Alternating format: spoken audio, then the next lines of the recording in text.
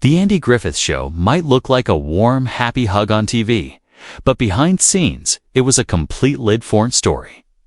Everyone remembers little Opie, Ron Howard, with his brighter hair and sweet face. Just a kid growing up in the nice, quiet town of Mayberry. He was America's favorite boy.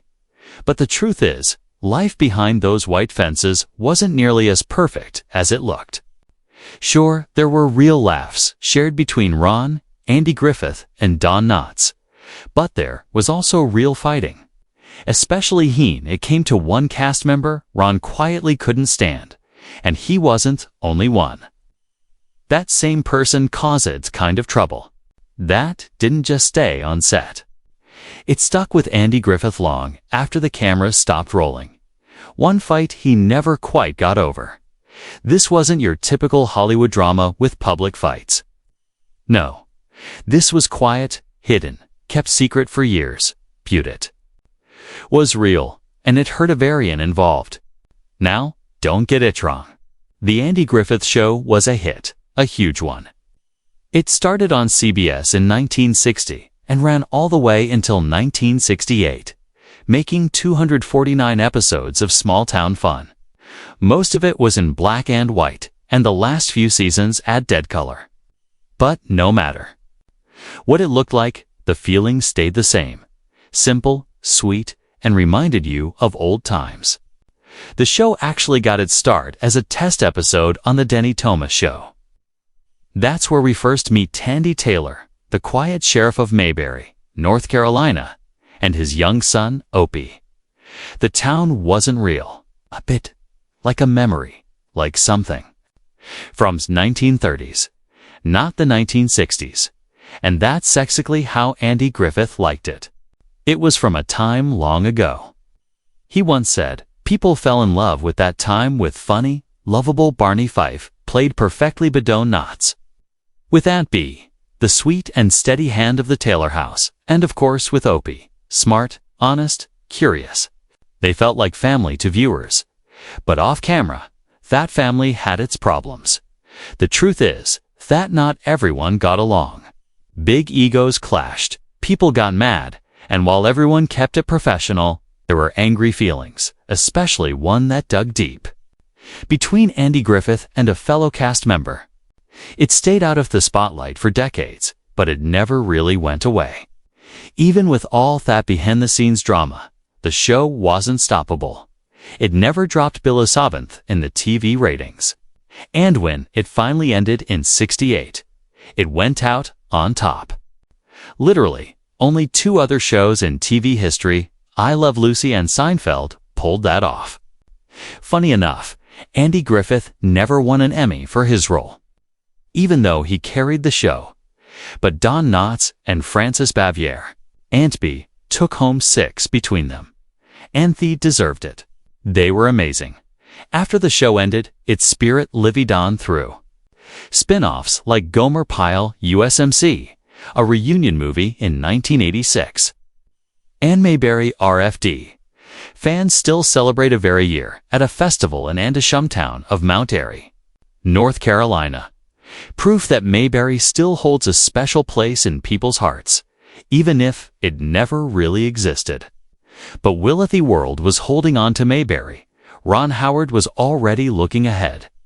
He'd grown out of the fishing pole and front porch, and he was quietly building a whole new career. This time behind the camera. He wasn't just OP anymore. He was becoming one of Hollywood's most respected directors. And that's the funny thing about the Andy Griffith Show. It made people believe in a perfect little town full of love and laughter. But the real story, its own not complicated people, hidden fights, and a young actor who saw through the fake stuff and made his own truth. After the Andy Griffith Show wrapped up, you'd think Ron Howard might have taken a break. Maybe gone off to be a regular coder for a while, but not Ron. While most kids were still figuring out how to ride a bike, he was already famous, and instead of slowing down, he just kept moving forward.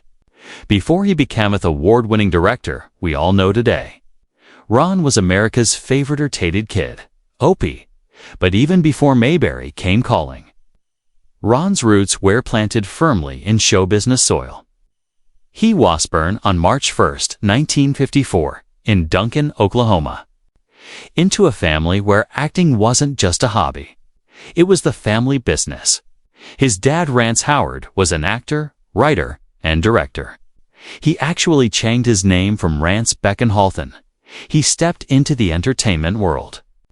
At the time Ron was born, Ron was serving in the Air Force. But performing was always part of the plan. Ron's mom, Jean Spiegel Howard, was an actress too. So, yeah, it's safe to say Spotlight was already waiting for him. Ron had a rich mix of heritage, German, English, Scottish, Irish, and Dutch, and that classic all-American look that made him a perfect fit for thickened of wholesome roles he'd grow up playing. From the start, his life was split between school and studio lights. He was taught right there on set at places like DeSilu Studios, and when he went filming, he went to regular play schools in Burbank. Later, he enrolled in USC's School of Cinematic Arts. Pretty good, but by then, let's be honest, the guy was already well on his way. By age 5, yes, 5, Ron had already appeared in movies and TV shows that most grown actors would dream of. His first big screen role was in The Journey, and he popped up in The Twilight Zone, Dennis the Menace, The DuPont Show, and The Many Loves of Dobigulus. This wasn't just a kid with a cute face. He had serious talent, but role that changed everything. That was Opie. In 1960, he landed the part of Andy Taylor's son on The Andy Griffith Show. And just like that, Ronnie Howard Beckham, a name everyone knew. He played Opie for all 8 seasons, growing upright in front of America's eyes. Years later, Ron talked about his first day on set. You'd expect some kind of nervous moment or behind-the-scenes magic, but he was just a kid playing with a little toy turtle. He remembered having to pretend it was dead for a scene and thinking it was kind of funny, that calm, easy feeling. That was exactly what the Andy Griffith Show was all about. Gentle, heartwarming, and simple in the best way. Even though it aired during a pretty crazy time in American history, the show never leaned into the drama of 60s. It stayed rooted in this peaceful, perfect version of the past, with Don Knotts as the silly but lovable Barney Fife, Francis Bavier as thick-hearted Aunt Bee, and a whole town of word characters. Mayberry felt like a place you wished actually existed. The show didn't win an Emmy for Best Comedy, but it was picked a few times, and Knotts and Bavier took home 6 acting Emmys between them. Pretty awesome, right? And Ron, he just kept on going. In 1974, he found himself on another THA classic, Happy Days. At this point, you'd think he'd be done with sitcoms, but nope. He stepped right into the role-off Richie Cunningham, the clean, cute American teen. It started as Askatch on Love American Style and exploded into its own hit series. Richie was the perfect opposite to the show's breakout character Fonzie played by Henry Winkler. Leather jacket, cool attitude, total opposite of Richie. But chemistry between them was real, not just on screen, but off it too.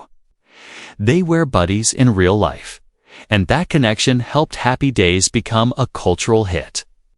But even while filming Happy Days, Ron wasn't just thinking about acting.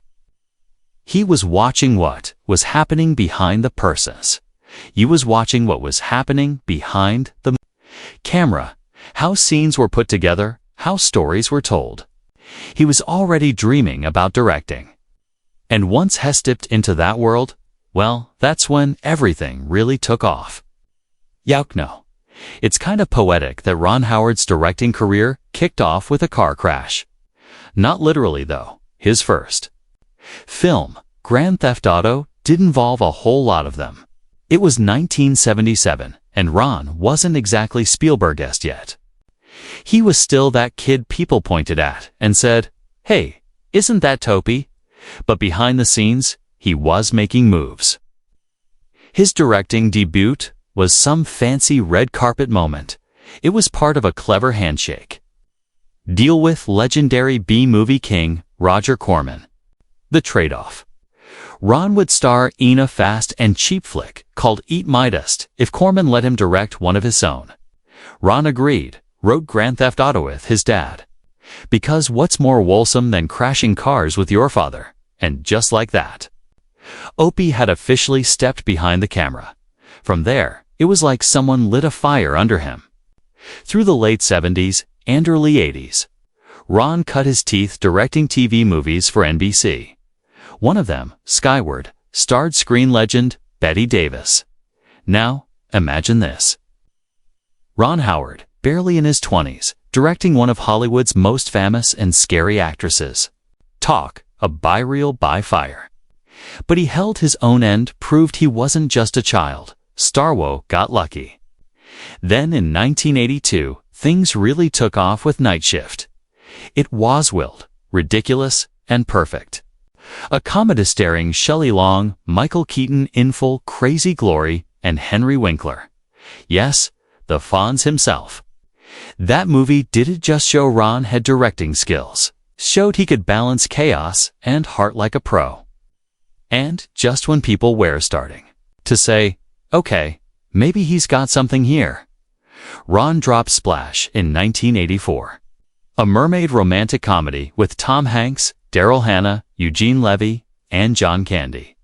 It had fantasy, romance, fish jokes. What more could you want? It was a box office hit and proved that Ron Howard could do it all. Make you laugh, make you feel, and make Hollywood money. It's kind of amazing when you think about it. 1 minute he's a 5-year-old pretending a plastic turtle is dead on Andy Griffith Show. The next he's directing Tom Hanks falling in love with a mythical sea creature. Growth, but before all the awards, the blockbuster hits, and the directing legend status, Ron got a front row seat too.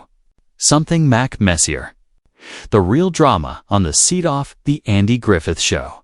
And no, we're not talking about Otis the town drunk or Ernest T. Bass throwing rocks. We're talking about a slow-burning fight that lasted longer than most TV reboots. America's favorite TV aunt and uncle, Sheriff Andy Taylor and Aunt Bee, showing kindness, comfort, and cornbread on screen. But off-screen, yikes. Things were chilly, icy even. Andy Griffith and Francis Bavier, Americans of mid-century television. Their characters felt like family. Two viewers, warm, wise, and always ready with a life lesson. But when the cameras stopped bed rolling, those warm feelings melted fast. Turns out Francis and Andy didn't really get along at all. Now, it wasn't a dramatic shouting match kind of thing. More like polite tension that could freeze your coffee. Francis was deep-lipped, incredibly serious about her work, and not one for small talk or buck slaps. Andy, on the other hand, was charismatic, playful, and loved joking around. Basically, she was all business and he was all barbecue. Some saw her as difficult, but it wasn't that simple. Francis had standards. She took her work seriously and didn't have much patience for what she considered goofing off director and co-star. Howard Morris once said working with her was like walking through a minefield. Ask her to move a few inches for camera framing. You might get a polite nod or a firestorm. It depended on the day. Even Ron Howard, who had nothing but praise for Andy Griffith, remembered that things were Untold ways, sunshine, and rainbows on set. But story doesn't end there. Years after the show ended, Andy decided to do something bold. He showed up at Francis Bavier's house without being invited, hoping to fix things up. Sounds sweet, right? Unfortunately, Francis didn't think so. She valued her privacy, and having Andy Griffith pop up on her doorstep probably felt less like a Hallmark moment and more like a home invasion. It didn't go well. Still, life has a funny way of changing our perspective. Toward the end of her life, Francis was battling cancer. Maybe it was the quiet affretterment. Maybe it was thinking back. But something softened in her. She picked up the phone and called Andy. No scripts, No makeup, just a real conversation. Ange said sorry. I'm sorry we didn't get along better. She told him it was my fault. That simple act. Years in the making finally closed the curtain on their long, complicated history. Andy later shared how much it meant to him. It was one of those moments that reminds you people are just people. Flawed, proud, and sometimes slow to say what truly needs to be said. Francis Bavier passed away in 1989 at the age of 86. Though she'd been born in New York City, she spent her final years in a quiet little North Carolina town, not far from fake Mayberry she helped bring to life. She lived simply away from the spotlight, remembered by locals as kind, quiet, and far gentler than the Hollywood stories suggested. Even in her last days, she held on to her dignity just like Aunt Bee would have. Andy Griffith's final scene wasn't on a soundstage. It was at home, his home, on Roanoke Island, North Carolina. Quiet, peaceful, far from the cameras and the applause. He passed away in his sleep at age 86, the same age Francis Bavier was when she died. The cause of death was never made public, but honestly, it didn't need to be because what mattered more was that he went the way most of us hope to, surrounded by the place he loved.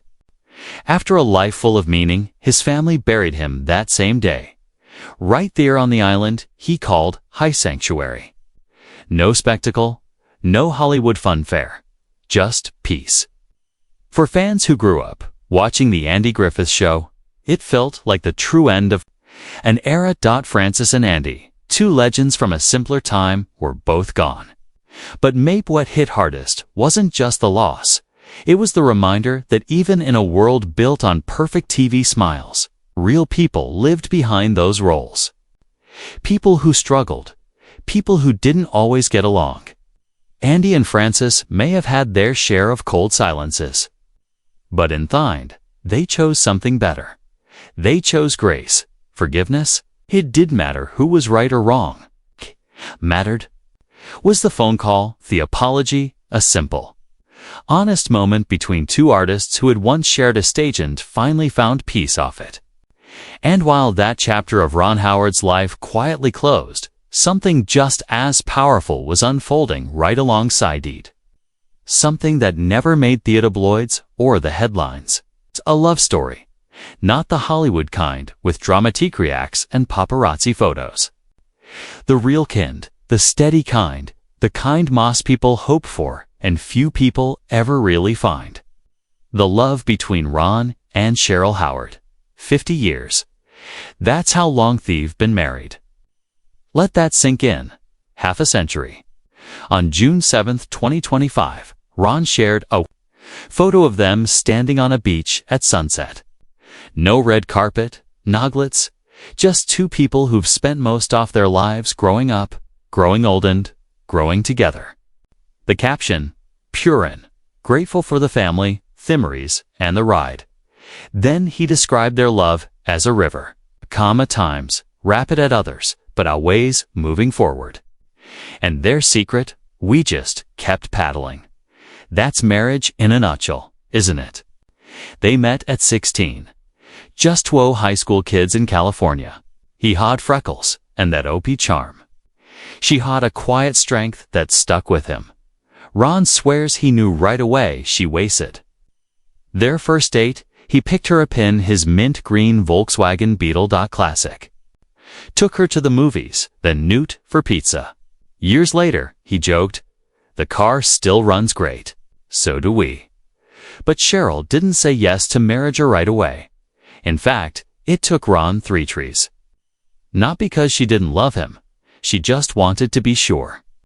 She had dreams of her own. Goals she wanted to touch before settling down. Ron respected that. And maybe that's why it worked, because they were partners, not just spouses. They said, I do. In 1975, just as Happy Days was taking off.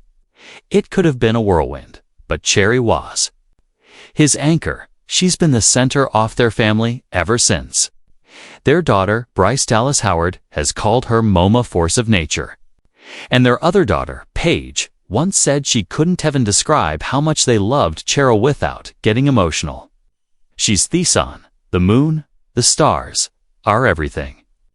And that's the thing. The Howards aren't just another famous Hollywood family. They're a team on it.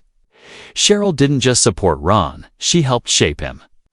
She's been there for every late night, every early morning, every new project. Not in the spotlight, but always in the story. Ron will be the first to tell you it hasn't all been easy. Love alone doesn't hold a marriage together. You need communication, patience, a little luck, and a willingness to grow and keep growing together. That's how they did it. That's how they still do it. Through 4 kids, hundreds of set calls, movie premieres, sleepless nights, and unforgettable moments. They just kept coosing each other day by day, year by year. And that's probably the most powerful story Ron Howard has ever told. In 2023, Ron decided to skip the usual anniversary fanfare. No glittery dinner reservations or over-the-top gifts. Instead, he did something better, something meaningful. He picked Cheryl up in a mint green VW Beetle. Yep, threesome one from their very first date.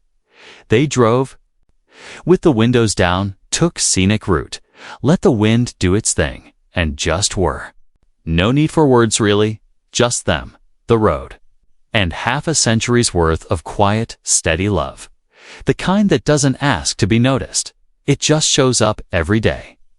Hollywoodists don't always celebrate that kind of love, the kind built in the in-between moments. But Ron and Cheryl have lived it fiercely and fully. Ron's career in many ways mirrors that same quietness. While a lot of big names bounce between acting and directing, Ron managed to leave his mark doing both and somehow made it look effortless.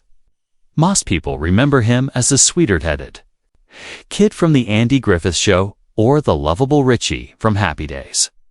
But even back then, he was paying close attention, learning everything heckled. He knew early on he wasn't just going to be in front of the camera, he was going to run it. His directing debut in the late 70s was a little chaotic. Grand Theft Auto. No, not the video game, but it had heart and it lit a fire. He spent years building up his name, sometimes taking hits from critics who weren't sure if he had it. Some early films didn't land the way he hoped. But Ron played the long game. Then came the 2000s, and with them, How the Grinch Stole Christmas and A Beautiful Mind. The latter was a turning point. The story of John Nash, genius, troubled, brilliant, struck a chord with audiences. The film swept the Oscars. Howard walked away with Best Director. It was his moment, but like all great stories, there was a complication. The movie left out pieces of Nash's life. Hard pieces, messy truths. Critics called it dishonest. Howard admitted he left certain things out to focus on the emotional core, but it hit him hard when the backlash affected Nash personally.